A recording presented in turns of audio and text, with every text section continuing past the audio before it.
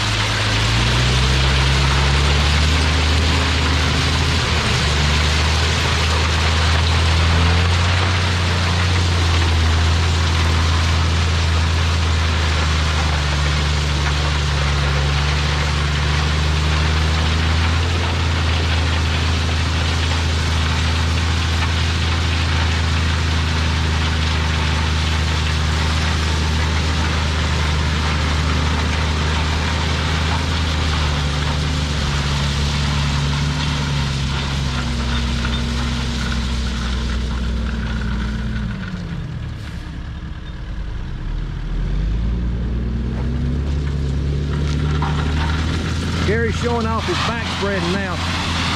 He's probably one of the best dump truck gravel drivers there are.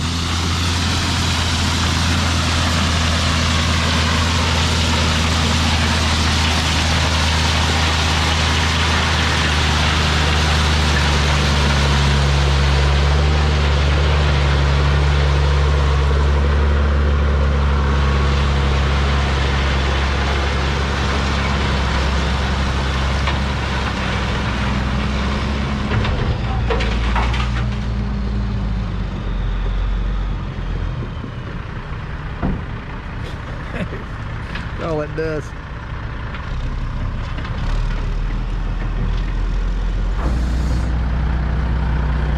Now Gary, I just told these people you're the best gravel dump truck driver there is. You got anything to say to follow that up? I am the best. I try to be.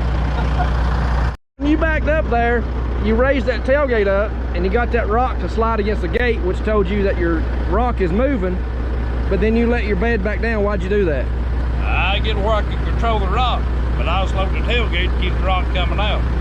Then I can lift it as I go, and I can control it all. And I'm not top heavy rocking and rolling, you know. So that'll keep the weight off of it as high as it can be, and you lower it down. Yeah, basically lowering the weight down. Yeah, in case you fall off in the bank or something, you ain't gonna roll over. Just I can push it, drop it, go with it. You don't want to go off no banks, do you? Nah, I try not to. Look at him, how good looking he is. Explain why you load the tailgate. Well, a lot of times the loader man to put the load in the center.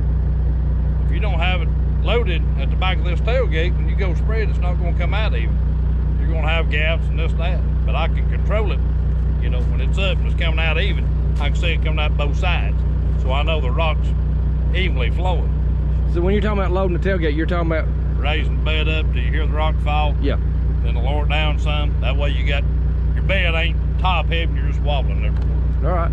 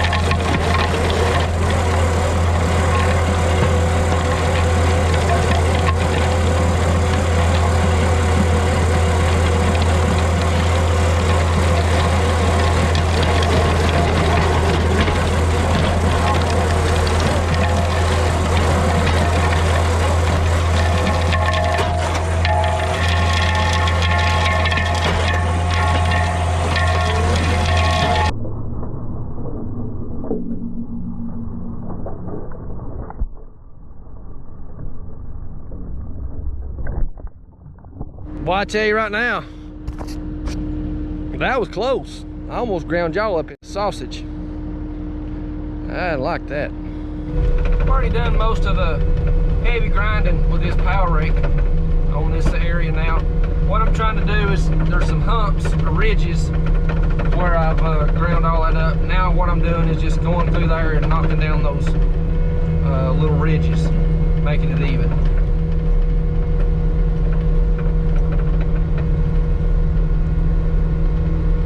So if you can see up that line right there and right up through here, that's the ridges I'm talking about. Just where material has come out the sides of the power rake on the way back.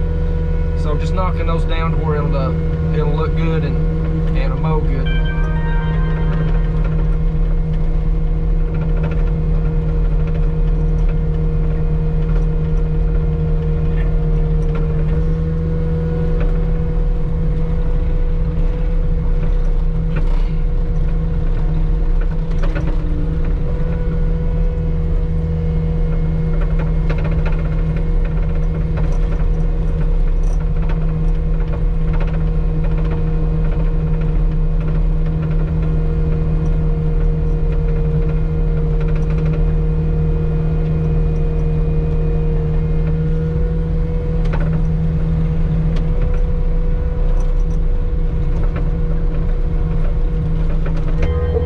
About this Cat 259 skid steer is the reversing fan. Now you're looking at this view right here, you're looking out the back glass over the top of the radiator's right there, and you're looking over the top of the radiator. So this skid steer has a reversing fan, and when I hit this switch, it's going to change the rotation of that fan that's running, and it's going to blow that dust out, because in dusty conditions it really gets those radiators stopped up, and they don't cool as well. So watch this. You see that puff of dust come out there? That's just from reversing the fan. We'll do it again. So it's clean that time. That just helps clear that out, helps the engine cool better. Okay, you saw where Gary spread these rock. They're 2-inch rock. We call them number 3s. And I just tried something with this power rake, and I've used it on a driveway before, but I didn't realize how good it actually does until I just tested it out here just now. So I'm gonna set y'all up so y'all can watch this. I can take this power rake, and it has side shift on it. You see how that moves around kind of like a grater blade? I can move that rock from side to side in this roadbed where I need it with that. So this is the first time I've tried to use it to level out the rock inside this little roadbed. Let's see how that works.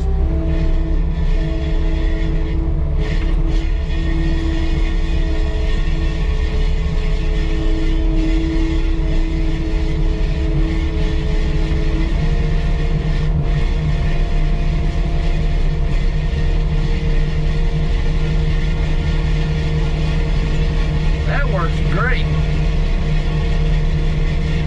Wow.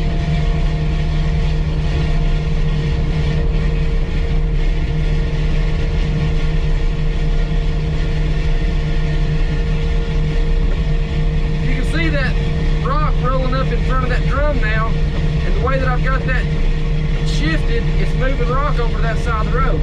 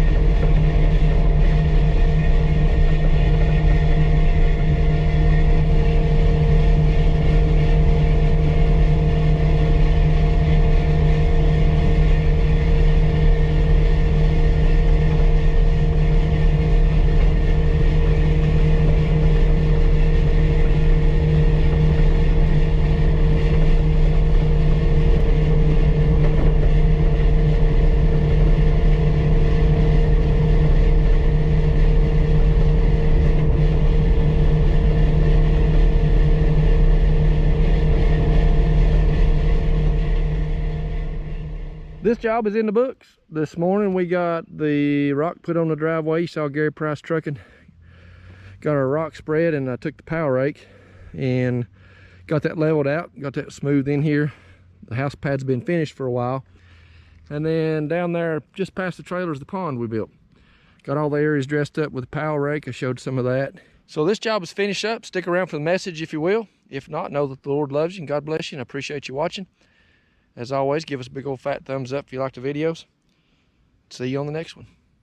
Well, we got that job all finished up, got that house pad done, and got the pond done, and the driveway's all finished up. So they're ready to start building their house, and maybe the next time somebody casts a line in that pond, maybe they'll catch a fish.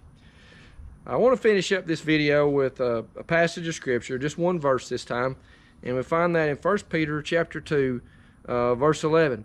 And this passage of scripture talks about, as a Christian, that this world that we're living in is not our home, and that we are just pilgrims passing through, and that there are times in our life when there's fleshly lust and desires that creep up into our life that cause us to stumble and cause us to fail. And it also says that these fleshly lusts, they war against our soul. They cause us trouble, and they cause us to stumble and fall and fail. And so let me read that verse and we'll go over it. Beloved, I beg you, as sojourners and pilgrims, abstain from fleshly lusts which war against your soul. The commentary that I read says this about the sojourners and the pilgrims. It says, in this section, Peter called his readers to a righteous life in a hostile world. There's no doubt that the world we're living in today is a hostile world. It's hostile towards anything that's good and holy and righteous. It's hostile against Christians and against Christian thoughts and ideas. So we are living in a hostile world that's opposed to Christianity for the most part. And then it goes on and says that Christians are foreigners in a secular society because their citizenship is in heaven. So the point that Peter's trying to make here is that living in this hostile world that we live in, we are, as Christians, are to be mindful that our citizenship is truly in heaven. And as foreign and as strange as this may sound to an unbeliever, somebody that doesn't believe in God, doesn't believe in Jesus Christ, as strange as this may sound, this earth, this life that I'm living is not my home. I believe that, and I'm confident of that, and that my home is eternal in the heavens, and that when I die and when I leave this world, that I'll be in the very presence of a holy and righteous God. And that's my heart, and that's what I believe. And I hope that for unbelievers, for people that don't believe in God, that don't believe in Jesus Christ, that they would search out for yourself, seek out for yourself whether or not Jesus is real, and allow the Spirit of God to speak to you through His written word and through good teaching. So the next part of that scripture, it says, abstain from fleshly lust. And the commentary would say this, perhaps more literally, hold yourself away. Hold yourself away from those fleshly lusts. In order to have an impact on the world for God, Christians must be disciplined. This is crucial, very important. Christians must be disciplined in an inward and private way by avoiding the desires of the fallen nature. So when temptation comes up in your life, an opportunity for sin, do we look at that as an opportunity of the flesh, as an opportunity for sinful pleasure, or do we look at that temptation as something that we should turn away from and not participate in or be involved in? Because God says in His Word that no temptation has ever come upon a man that God has not provided a way of escape. So do we look at it as an opportunity, or should we flee from it and get away from it and take that way of escape that God has given us? And then the last part of that scripture says this, which war against our soul. Commentary says the war literally means to carry on a military campaign. Fleshly lusts are personified as if they were an army of rebels or guerrillas who incessantly search out and try to destroy the Christian's joy, peace, and usefulness. So if you're a Christian and you're troubled and you don't have peace in your heart and in your soul, how are you living? Are we fleeing from those fleshly lusts? Are we understanding that these fleshly lusts war against our soul? So to restore our peace and to restore the fellowship with God, then we need to turn away from those things in our lives that cause us so much problems. I hope this message has been encouragement to you. I appreciate you watching the channel. I certainly appreciate you listening to the messages. If you like this message, give us a big old fat thumbs up. We sure appreciate that. And any comments that you would give, I certainly appreciate those as well. I enjoy reading those comments, and I enjoy responding back to you guys and talking with you through text messaging. So God bless you, and know that the Lord loves you.